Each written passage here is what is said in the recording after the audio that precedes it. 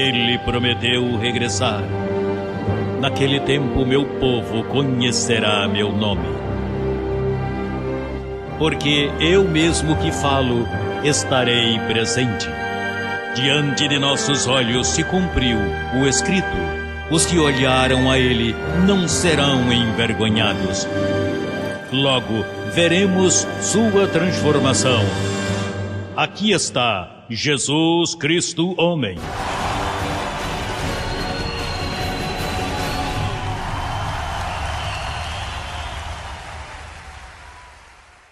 Uma saudação à minha amada igreja e a todos os colaboradores que a cuidam. Estamos vivendo os momentos mais preciosos da história. Bem, o tema de hoje nasceu de uma conversa que tive com Liz,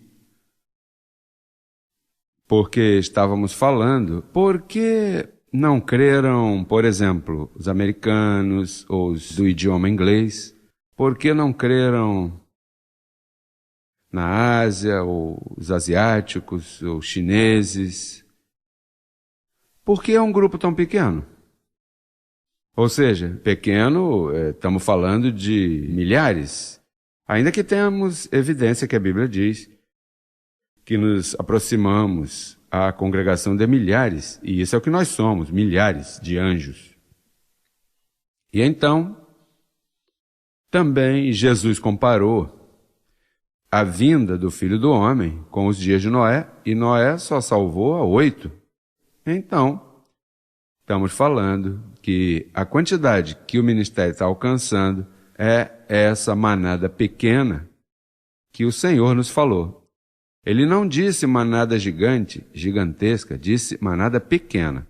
Bem, e por outra parte, vamos ver como Noé condenou ao mundo por sua fé. Diz em Hebreus 11:7, o tema de hoje é a fé que condenou ao mundo. E digo isto porque a ele foi dada instruções da parte de Deus, de como da mesma maneira a mim foram dadas instruções que eu tenho seguido e, por consequência, eu tenho que condenar a esse mundo também. Diz em Hebreus 11:7, pela fé, Noé, quando foi advertido por Deus acerca de coisas que ainda não se viam, com temor preparou a arca em que sua casa se salvasse. E por essa fé condenou ao mundo e foi feito herdeiro da justiça que vem pela fé. Então, Noé, Deus lhe manifesta um plano bem quase ridículo em relação à mente humana. Prepara uma arca para você, porque aí vai se salvar a tua família, porque vai chover sobre a terra. Bastante tempo, 40 dias e 40 noites. Assim que, sem parar, 24 horas por dia, cairia água constantemente, sem parar.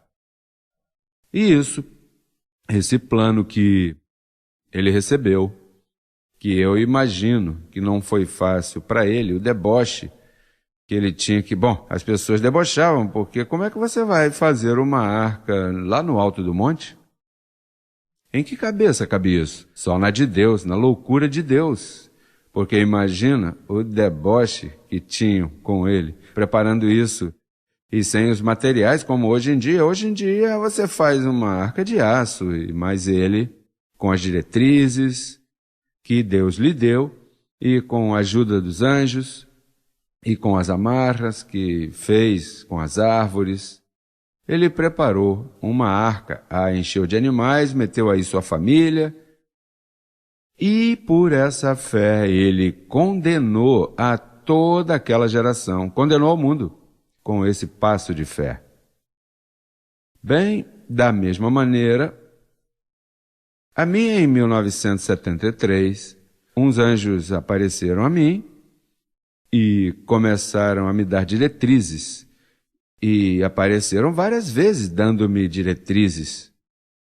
Então, com essas diretrizes que eu segui, pois naturalmente era outra loucura, porque, imagina, me lembro que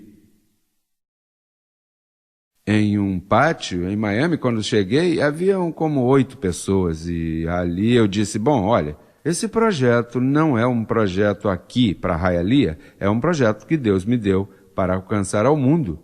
E Miami é uma ponte para todas as nações. Por isso é que eu estou aqui. Imaginem. Aquelas 6 ou 8 pessoas olharam para mim. Eu me lembro que Lázaro me disse, quando você disse aquilo, eu disse, anda, isso sim que está forte agora para engolir. Então, imagina só.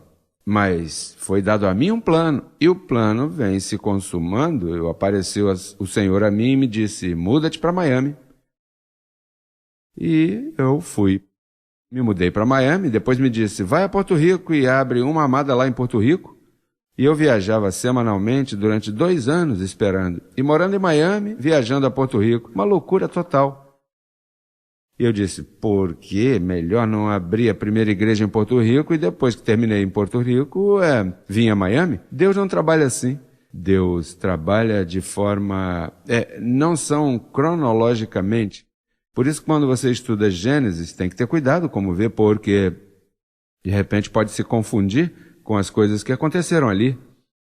Porque não está numa ordem cronológica para ser entendido assim, igual o livro, Revelações, né? Aquele que se mete nesse livro cai frito, se confunde, cai num labirinto de ideias e de anjos e de trombetas e cavalos, porque esse não foi o propósito.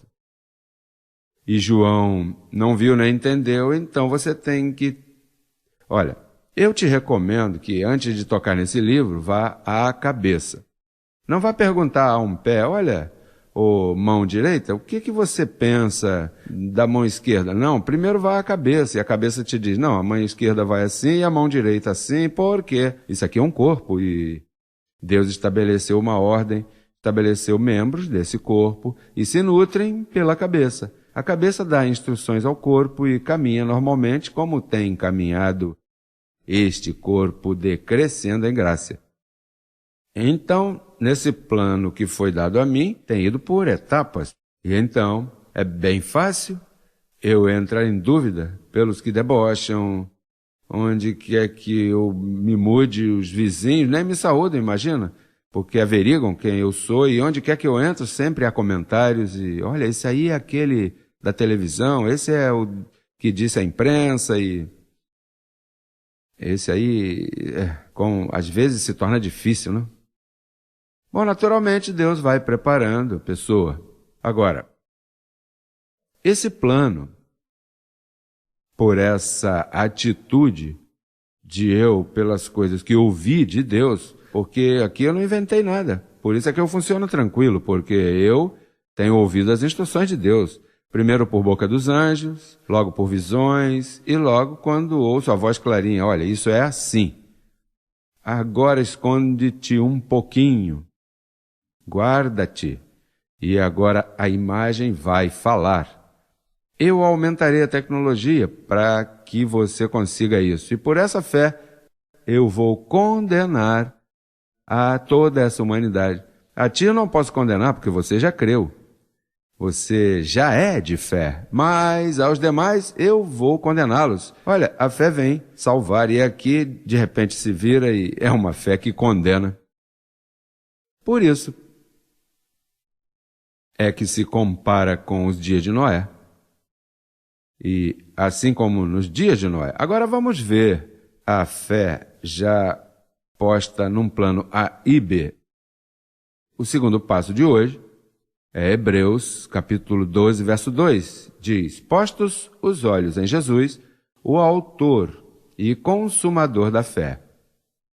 O autor em Jesus de Nazaré e o consumador em Jesus Cristo homem. Agora, aí diz, apóstolo, mas aí diz postos os olhos em Jesus. É que em Jesus é que você os tem postos. A única coisa é que tem posto em Jesus em 2 manifestações. Em Jesus de Nazaré, que foi o autor, E como é que ele vai consumar se ele morreu há 2000 anos atrás? Ele não pode vir consumá-la, a menos que venha no outro véu. Ontem eu mesmo me dizia, porque às vezes me sinto assim e vou consumir um alimento e digo, graças, Senhor, pela provisão.